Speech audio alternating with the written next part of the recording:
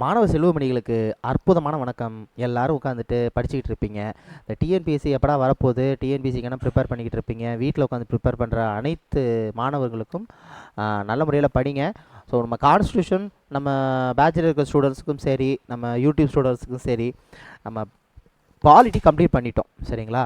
So கான்ஸ்டியூஷனை தூக்கி தனியாக ஒதுக்கி வச்சுட்டு அடுத்து முக்கியமான இம்பார்ட்டன்ட் டாபிக் எது அப்படின்னு பார்த்தீங்கன்னா, டிஎன்பிசியை பொறுத்த வரைக்கும் யூனிட் 6 தான் சொல்லணும். கிட்டத்தட்ட 20 கேள்வி கேட்குறாங்க. குரூப் 4 ஆகட்டும் அல்லது குரூப் 2 குரூப் 2A ஆகட்டும். இந்த யூனிட் 6 எங்கெங்கேருந்து படிக்கிறது, யூடியூப்லேருந்து படிக்கிற ஸ்டூடெண்ட்ஸுக்கும் சரி, இப்போ நம்ம பேட்சில் நம்ம ஆரம்பிக்க போகிறோம் இல்லையா, அவங்களுக்கும் சரி ஒரு ஒரு கன்க்ளூஷனை விட ஒரு இன்ஃபர்மேஷன் கொடுத்துட்டு இதுதான் நம்ம படிக்க போகிறோங்கிறது ஒரு ஆரம்பத்தில் நம்ம இன்ஃபார்ம் பண்ணிட்டு தான் நம்ம எப்போதுமே ஆரம்பிப்போம். அதன் அடிப்படையில் இப்போ நம்ம ஆரம்பிக்க போகிறது என்னென்னா யூனிட் 6. இந்த யூனிட் 6 முடிச்சதுக்கப்புறம் தான் அடுத்த டாபிக் நம்ம போக போகிறோம். யூனிட் 6 ஏன் நம்ம ப்ரெஃபரன்ஸ் கொடுத்துருக்கோம் அப்படின்னு பார்த்தீங்கன்னா, கிட்டத்தட்ட 20 கேள்வி கேட்குறாங்க. இந்த 20 கேள்வியுமே ஈஸியாக நம்மளால் அட்டன் பண்ண முடியும். ஜென்ரல் ஸ்டடீஸில் ஜென்ரல் சயின்ஸில் ஒரு டாப்பிக்காக பார்த்துக்கிட்டதில் நம்ம ரெண்டாவது அடி எடுத்து வச்சுருக்கிறது யூனிட் 6. இந்த யூனிட் 6 முடிச்சதுக்கப்புறம் தான் அடுத்த டாபிக் போவோம். பழைய சிலபஸுக்கும் புது சிலபஸுக்கும் உள்ள வித்தியாசம் என்ன அப்படின்னு பார்த்தீங்கன்னா, கம்ப்ரஸ் பண்ணியிருக்காங்க. அதாவது நிறைய டாப்பிக்கை சேர்த்து அதில் ஆட் பண்ணியிருக்காங்க. இப்போ இந்த யூனிட் 6 நம்ம 3 பார்ட்டாக நம்ம பிரிச்சுக்கலாம். அதாவது part A, part B, part C. நல்லா கவனமாக கேளுங்க. இப்போ நம்ம இந்த டாப்பிக்கில் இருக்கக்கூடிய அனலைஸ் ரொம்ப முக்கியம். ஏன்னா இதுதான் குரூப் 2 மெயின்ஸுக்கு ரொம்ப யூஸ்ஃபுல்லாக இருக்கும். இதை நீங்கள் ஏனோ தானோன்னு படிச்சிங்கன்னா கண்டிப்பாக சிக்கலில் மாட்டிக்குவீங்க. எப்போதும் உங்கள்கிட்ட சொல்லக்கூடிய விஷயம் ஒன்று தான், படிக்கிறத உருப்படியாக படிங்க. சிலபஸை ஃபுல்லாக படிக்கிறேங்கிற பேரில் அப்படியே அங்கே குறித்து வைக்காதீங்க. ஒரு டாபிக் எடுத்திங்கன்னா கம்ப்ளீட் பண்ணிடுங்க. இப்போ பாலிட்டி நாங்கள் எடுத்துருக்கோம், பாலிட்டி பக்காவாக முடிச்சிருக்கோம். அப்போ யூனிட் 6 எடுத்திங்கன்னா அது பக்காவாக முடிக்கணும். அது நீங்கள் யூடியூப் ஸ்டூடெண்ட்ஸாக இருந்தாலும் சரி, இல்லை நம்ம பேட்சில் இருக்கிற ஸ்டூடெண்ட்ஸாக இருந்தாலும் சரி. இப்போ இதை நம்ம வேர் டு ஸ்டடி, எங்கேருந்து படிக்கிறோம், எங்கெங்கிறது படிக்கலாம், எப்படி படிக்கலாங்கிற ஒரு ஒரு ஒரு அனலைஸ் தான் இந்த வீடியோவில் பார்க்க போகிறோம். இதை நான் 3ஆக பிரிச்சிருக்கிறதுக்கான காரணம் என்ன அப்படின்னு பார்த்தீங்கன்னா, இந்த 3க்கும் சம்மந்தமே இல்லை. பார்ட் ஏ அப்படிங்கிறது என்ன அப்படின்னு பார்த்தீங்கன்னா, தொல்லியல் கண்டுபிடிப்புகள் சங்க காலம் முதல் இக்காலம் வரை தமிழ் இலக்கியங்களை பற்றி படிக்கிறது. தமிழ் இலக்கியத்தை பார்ட் ஏன்னு நம்ம வச்சுக்குவோம். சரிங்களா? இன்னும் புரிகிற மாதிரி சொல்லணும்னா, சிலபஸ் நான் இங்கே எழுதியிருக்கேன், கரெக்டாக கொடுத்துருக்கேன். யூனிட் 6 இதுதான் குரூப் 4க்கான சிலபஸ், இது குரூப் 2க்கான சிலபஸ். ஓகேவா? இப்போ இதில் அண்டர்லைன் பண்ணியிருக்கேன் பாருங்கள். இந்த தமிழ்நாட்டு தொல்லியல் கண்டுபிடிப்புகள் அப்படிங்கிற கான்செப்ட் எதுலேருந்து எது வரைக்கும் வருதுன்னா, திருக்குறள் முன்னாடி வரைக்கும். ஏன்னா திருக்குறளுக்கு முன்னாடி இருக்கக்கூடிய தமிழ் இலக்கியங்கள் ஃபுல்லாக நம்ம இதில் பார்க்கணும். கிட்டத்தட்ட இதை நம்ம பார்ட் ஏ அப்படின்னு வச்சுக்கலாம். குரூப் 2க்கும் இதுதான் சேம். சரிங்களா? அப்போ திருக்குறளுக்கு முன்னாடி இருக்கக்கூடிய சங்க காலம் முதல் இக்காலம் வரையே நம்ம பார்ட் ஏன்னு வச்சுக்கலாம். இதை நான் இப்போ நடத்தினேன்னா கண்டிப்பாக தலை சுற்றி நீங்கள் கீழே விழுந்துருவீங்க. அதனால் இதை நம்ம இப்போ பார்க்க போகிறது இல்லை. இதை தான் நம்ம இறுதியாக பார்க்க போகிறது. பார்ட் பியில் இருக்கக்கூடியது 6லேருந்து 12th வரைக்கும் இருக்கக்கூடிய திருக்குறள் ஃபுல்லாக அனலைஸ் பண்ண போகிறோம். நல்லா கவனமாக கேட்டுக்கோங்க. திருக்குறள் மற்றும் திருக்குறள் தத்துவ கோட்பாடை நம்ம பார்ட் பியில் வச்சுருக்கிறோம். அடுத்ததாக பார்ட் சி. இப்போ நம்ம பார்க்க போகிறது பார்ட் சி தான். ஸோ பார்ட் சியில் தமிழ்நாட்டின் விடுதலை போராட்டங்கள், பெண்களின் பங்கு, அரசியல் இயக்க அடிப்படை கோட்பாடுகள். இதுதான் குரூப் 4க்கும் குரூப் 2க்கும் ஒரு சின்ன சேஞ்சு கொடுத்துருக்குறாங்க. இந்த அரசியல் இயக்க அடிப்படை கோட்பாடுகள் அப்படிங்கிற கான்செப்ட் குரூப் 4ல் கிடையாது, குரூப் 2ல் உண்டு. உங்களுக்கு புரிகிற மாதிரி சொல்லணும்னா, இது குரூப் 4க்கான சிலபஸ். இதில் நீதி கட்சி, சுயமரியாதை இயக்கங்கள், தமிழ்நாட்டில் இருக்கக்கூடிய அரசியல் இயக்கங்களை பற்றிங்கிற ஒரு கான்செப்ட் இதில் இல்லை. ஆனால் குரூப் 2வை எடுத்துக்கிட்டிங்கன்னா, நீதி கட்சி, பகுத்தறிவு வாதத்தின் வளர்ச்சி, சுயமரியாதை இயக்கங்கள், திராவிட இயக்கங்கள், பேரறிஞர் அண்ணா மற்றும் தந்தை பெரியார்னு ஒரு லிஸ்ட்டே கொடுத்துருக்குறாங்க. இப்போ நம்ம எந்த சிலபஸ் சார் எடுக்க போகிறோம்னா, குரூப் 2க்கு தான் பார்க்க போகிறோம். படிக்கிறதே நீங்கள் குரூப் 2க்கு படித்தாதான் குரூப் 4 நம்மளால் கிளியர் பண்ண முடியும். அதன் அடிப்படையில் இப்போ நம்ம பார்க்க போகிறது என்னென்னா, பார்ட் சிக்கான வேர் டு ஸ்டடி. ஏன் தனித்தனியாக உங்களுக்கு நான் போடுறேன் அப்படின்னா, உருப்படியாக ஒரு டாப்பிக்கை முடிச்சுட்டு அடுத்ததுக்கு போகிறோம். அப்போ இது முடித்ததுக்கப்புறம் பார்ட் சி நம்ம இப்போ பார்க்க போகிறோம். பார்ட் சி முடித்ததுக்கப்புறம் பார்ட் பிக்கு போவோம். பார்ட் பி முடித்ததுக்கப்புறம் பார்ட் ஏக்கு போகும். அப்போ விடுதலை போராட்டத்தின் தமிழ்நாட்டின் பங்கு, ஆங்கிலேயர்களின் எதிரான தொடக்க கால கிளர்ச்சிகள், விடுதலை போராட்டத்தின் பெண்களின் பங்கு என்ன, அதுதான் நம்ம இப்போ பார்க்க போகிறோம். அதில் வேர் டு ஸ்டடி அப்படின்னு நீங்கள் எடுத்துக்கிட்டிங்கன்னா கிட்டத்தட்ட நிறையா லெசன்ஸ் இருக்குது. நான் ஆரம்பிக்கிறதுக்கு முன்னாடி ஒரு விஷயத்தை தெளிவாக சொல்லிடுறேன். இந்த புக்கில் இருக்கிறத மக்கப் பண்ணிவிட்டு பாஸ் ஆகலாங்கிற எண்ணம் உங்களுக்கு இருந்துச்சுன்னா, நீங்கள் தயவு செஞ்சு புக்கை தூக்கி பரணியில் போட்டுட்டு வேறு ஏதாவது வேலைக்கு போக ஆரம்பிச்சிருங்க.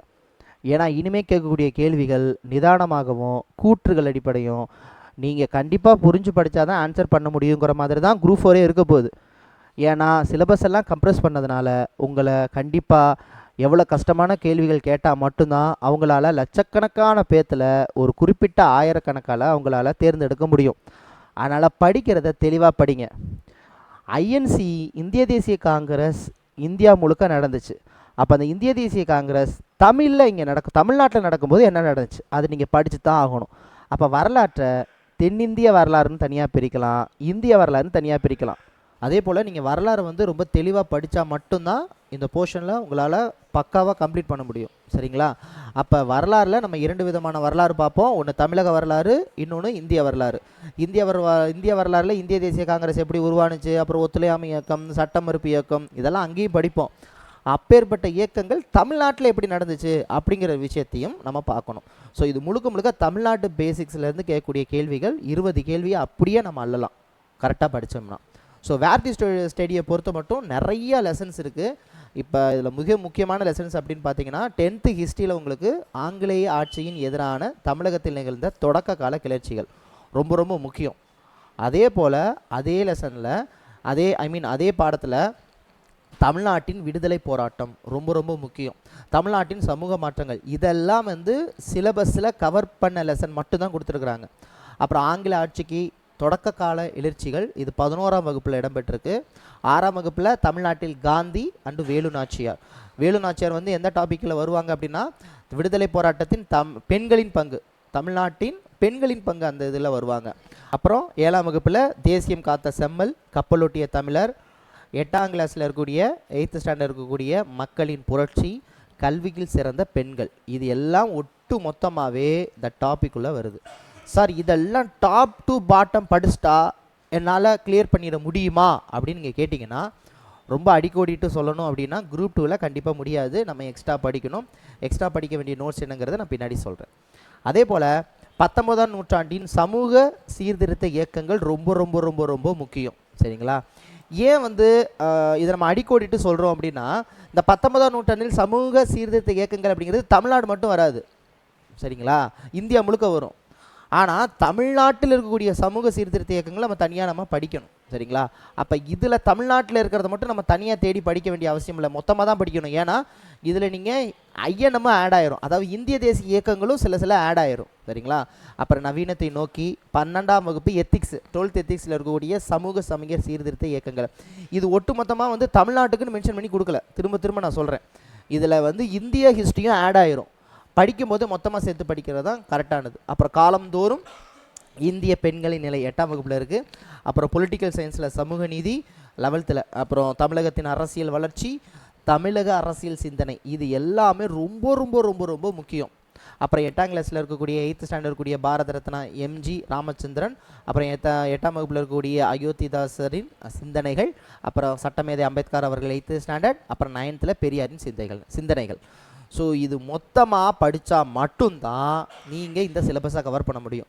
சார் ஓகே சார், இப்போ வந்து இதை நீங்கள் ஃபுல்லாக முடித்ததுக்கு அப்புறம் தான் ரெஃபரன்ஸ் புக்குக்கே போகணும்.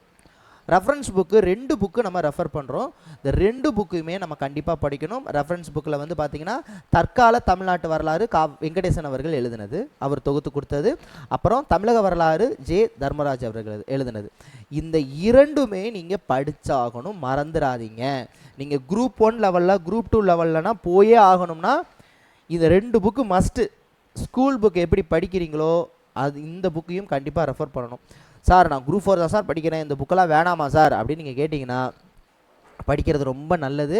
நான் திரும்பவும் சொல்கிறேன், ஒன்று சொல்லுவாங்க இல்லையா, மேகத்துக்கு ஏணி போடுங்க, அப்போ தான் நம்ம நினச்ச லெவலுக்காவது போக முடியும். அதாவது உங்களுடைய நீங்கள் சக்ஸஸ் ஆகணுங்கிறது வந்து குரூப் 1ல் நம்ம அச்சீவ் பண்ணால் தான் குரூப் 2 கிடைக்கும்.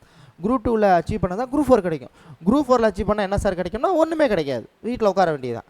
அதனால் நம்ம இப்போ ஸ்டூடெண்ட்ஸுக்கு நம்ம எப்படி ஃபாலோ பண்ண போகிறோம் அப்படின்னா தற்கால தமிழ்நாடு வரலாறு, தமிழக வரலாறு, இது 2யுமே ரெஃபர் பண்ண போகிறோம். எந்த ஸ்டாண்டர்ட்லனா இதில் இருக்கிறத பற்றி ஃபுல்லாக. அப்போ இதுதான் நம்ம அடுத்து பார்க்க போகிறோம். வேர் டு ஸ்டடி ஸ்டூடெண்ட்ஸ் கேட்டிங்கன்னா இங்கே தான் இருக்குது, அதை பார்த்து படிச்சுக்கோங்க. இது என்னைக்குள்ளே டார்கெட் முடிக்கணும் அப்படின்னு பார்த்தீங்கன்னா ஒட்டு மொத்தமாகவே இந்த யூனிட் 6 அப்படிங்கிறது வந்து இந்த மாதம் இறுதிக்குள்ளே 25க்குள்ளே முடிக்கணுங்கிறது தான் டார்கெட்டு. இதுக்கான டெஸ்ட் பேட்ச் அண்ட் தென் இதுக்கான ஷெடியூல்ஸ், இதுக்கான வீடியோ கிளாஸ், இதுக்கான ஷார்ட் நோட்ஸ்னால் என்ன சார்னா நிறைய பேர் கேட்குறீங்க. இதில் இருக்கிறத அப்படியே உங்களால் படித்து எந்த கேள்வி கேட்டாலும் ஆன்சர் பண்ண முடியும் அப்படிங்கிறதுனா இங்கே இதில் இருக்கிறது இதில் ஜாயிண்ட் ஆகும். இப்போ என்ன விஷயம் அப்படின்னு பார்த்தீங்கன்னா, தமிழ்நாட்டின் விடுதலை போராட்டம் அப்படின்னு நீங்கள் ஆரம்பிச்சிங்க அப்படின்னா அதுக்கூட ஆர்ஜின்லேருந்து நீங்கள் படிச்சிங்கன்னா தான் புரியும். ஸோ அதற்கு தான் ஷார்ட் நோட்ஸ் தெளிவாக இருக்குது. ஸோ அப்போ தமிழ்நாட்டை பொறுத்த வரைக்கும் இந்தியாவிலேயே முதல் இயக்கம் அப்படின்னு பார்த்தீங்கன்னா கிளாஸ் எடுக்கிற மாதிரி ஆயிரும். இயக்கம் அப்படின்னு பார்த்தீங்கன்னா உங்களுக்கு நல்லாவே தெரியும், சென்னை வாசிகள் சங்கம் MNAன்னு சொல்லுவாங்க. Madras native association 1852. இதுதான் முதலாக உருவாக்கப்பட்ட இயக்கம். இது எங்கே உருவாக்குறதுனா சென்னையில் உருவானது.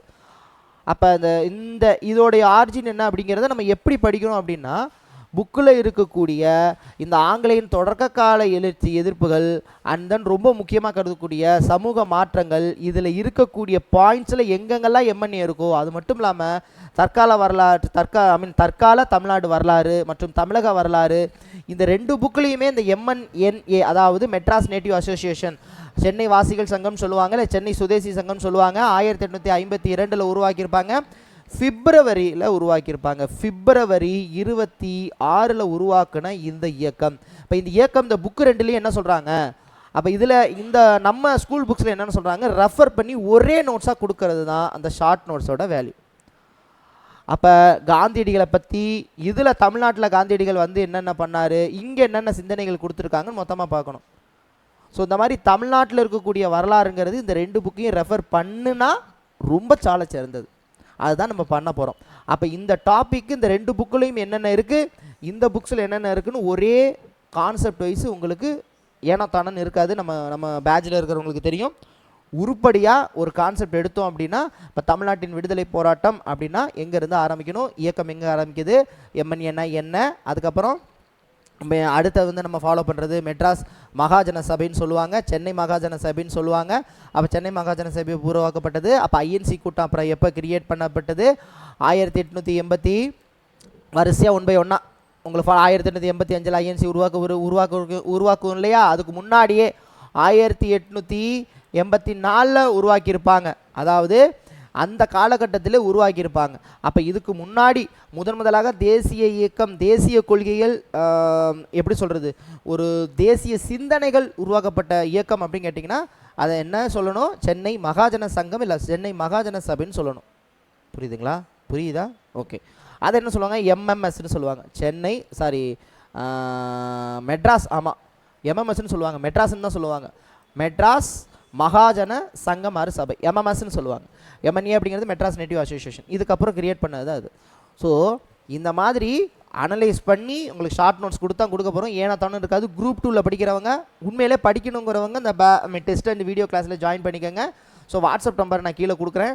ஃபீஸ் ஸ்ட்ரக்சர் ரொம்ப இருக்காது, 500 அந்த மாதிரி தான் இருக்கும். ஆனால் வாட்ஸ்அப்பில் நீங்கள் மெசேஜ் பண்ணிவிட்டு நான் டீட்டெயில் உங்களுக்கு ஃபாலோ பண்ணுவேன். அதே நேரத்தில் இதுக்கு ஒரு காலக்கோடு மாதிரி கேட்டு வச்சிடாதீங்க. சார் இதுக்கு ஒரு காலக்கோடு கொடுங்க சார், ஷெடியூல் கொடுங்க சார். நான் நோட்ஸ் எடுத்து ப்ரிப்பேர் பண்ணி உங்களுக்கு கொடுக்கணும். டார்கெட்டு இந்த மாதம் 20 to 25 முடிக்கணும். இதான் டார்கெட்டு. நீங்கள் ஷெடியூல் கொடுங்க சார் அப்படின்னா நான் உட்காந்துட்டு அதுக்கு கொடுக்க முடியலன்னா நான் உட்காந்துட்டு புலம்பிக்கிட்டு நான் உட்காந்துட்டு ஸ்ட்ரெஸ்ஸில் இது பண்ணணும். ஸோ அதனால் ஒரு டாபிக் எடுத்தோம்னா அந்த டாபிக் ஃபுல்லாக முடிக்க போகிறோம். ஸோ விருப்பம் இருக்கிறவங்க வாட்ஸ்அப்பில் மெசேஜ் பண்ணுங்கள், இல்லை யூடியூப்பில் இருக்கிறவங்க யூடியூப்பில் வீடியோஸ் இருக்குது, ரெஃபர் பண்ணிக்கோங்க. ஆனால் இந்த 2 புக்குக்கான ரெஃபரன்ஸ் நம்ம ஷார்ட் நோட்ஸ் எடுக்கும்போது தான் நான் அனலைஸ் பண்ணி தான் நான் எடுத்து ஆட் பண்ணுவேன். Thank you so much. மீண்டும் சந்திக்கலாம். நன்றி, வணக்கம். நல்ல முறையில் படிங்க. Wish all the best.